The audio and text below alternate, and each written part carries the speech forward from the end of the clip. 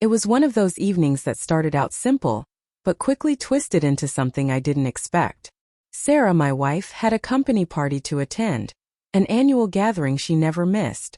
As we got ready, she pulled me aside, her tone casual but precise. "Just pretend we're friends tonight," she said, her eyes avoiding mine for a second. "Act normal, smile, don't get too close. It'll be easier for everyone." I paused, registering her words. Friends? She wanted me to hide the fact that we were married? To act as if we were strangers, or at least casual acquaintances. It wasn't the first time she had asked me to tone down our relationship in front of her colleagues, but something about this night felt different. I could sense an undercurrent, a subtle tension beneath her calm instructions. We arrived, and immediately the atmosphere hit me. Laughter, clinking glasses, the hum of forced cheer. Sarah navigated the crowd like a seasoned performer, greeting colleagues, exchanging jokes, moving with ease. I trailed behind her, careful to stay at a polite distance, just as she had instructed. But the moment I looked around, my eyes caught him, her boss, Michael. Lonely, awkwardly standing at the edge of the crowd, nursing his drink. A part of me wanted to follow her lead, to stick close and play the role she expected.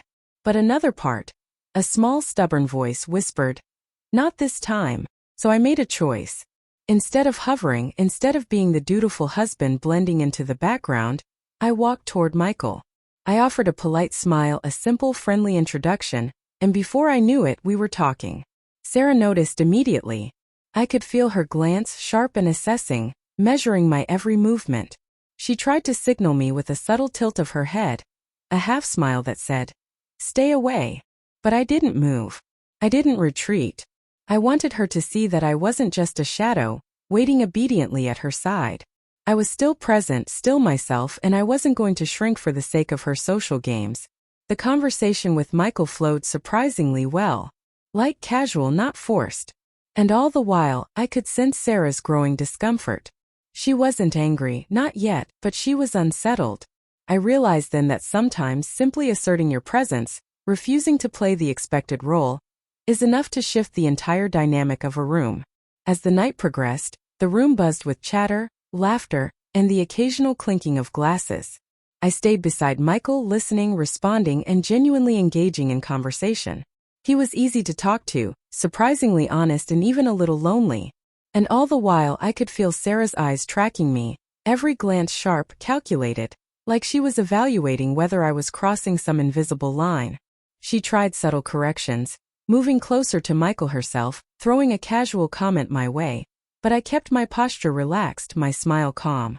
I wasn't defying her out of spite. I was simply choosing not to vanish into the background. And with every moment I could sense the shifting balance. Her control, the unspoken authority she assumed she held over social interactions, was beginning to feel less absolute. Then came the subtle smirk, the half-amused, half-exasperated expression that told me she realized I wasn't playing the role she had scripted. She whispered something to a coworker, and I caught a fragment. "He just sits there?" Her tone had that mix of incredulity and annoyance, the realization that I wasn't obedient, predictable, or easily maneuvered. It wasn't just about me sitting with Michael. It was about the principle of presence, assertion, and visibility.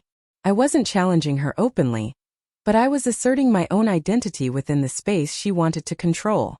And the reactions weren't limited to her. Other colleagues noticed the shift. Casual glances, subtle reassessments, even small smiles from those who had never spoken much to me before. The room itself seemed to bend slightly around this quiet, unspoken tension. Sarah's anxiety grew with each passing minute. I could see her biting the inside of her cheek, her hand brushing a strand of hair nervously behind her ear. She tried to pull me closer several times, suggesting we mingle elsewhere, but I stayed put. Michael was speaking about a project at work, sharing frustrations and stories, and I listened attentively, genuinely. That engagement, calm, unforced, and self-assured, made her visibly unsettled. I realized something important that night. Sometimes, people test boundaries without realizing the consequences. Sarah's attempt to control the evening, to dictate appearances and enforce distance, had collided with my choice to act independently. And as the tension grew, so did my awareness that real presence isn't just about proximity. It's about confidence, visibility, and the refusal to be diminished.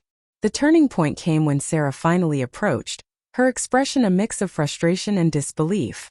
"Why are you still sitting here?" she asked, her voice quieter now, almost incredulous. I looked up at her calmly, meeting her gaze without hesitation. "Because I'm talking to him," I said simply. "And there's nothing wrong with that." Her eyes widened slightly. She had expected compliance, a return to the role she had assigned me for the evening. Instead, I had claimed my own space, quietly asserting that I wasn't just a shadow at her side. She opened her mouth, possibly to protest, to redirect, to command, but no words came out immediately. For the first time I saw hesitation, a crack in the certainty she always projected. Michael, sensing the subtle tension, smiled politely and excused himself for a moment, giving us a rare private pause. I noticed Sarah exhale softly, a mix of exasperation and grudging respect crossing her features. She wasn't angry anymore, at least not in the way she had intended. Instead, she seemed to process the fact that I wasn't going to perform according to her expectations. "You don't understand," she finally said, softer this time, almost vulnerable.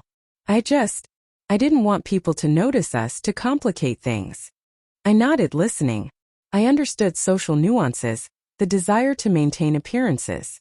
But I also knew that respect and personal presence outweighed any curated image. "I get that," I replied.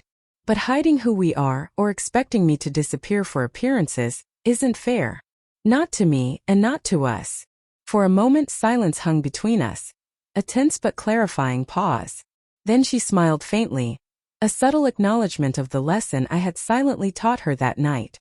It wasn't about confrontation, or winning an argument. It was about presence, confidence, and refusing to be minimized. As the party continued, she stayed close, more aware of my presence but no longer attempting to control it. I realized that evening that the true measure of respect in a relationship isn't in compliance. It's in acknowledgement.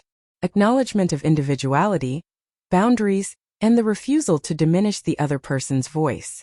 That night, I left the party with a quiet sense of victory, not loud or boastful but powerful. It wasn't about proving a point to Sarah, or even to anyone else. It was about standing firm, quietly asserting myself and allowing her, and the world, to see that I would not disappear. Sometimes the most meaningful victories are the ones you assert simply by being present.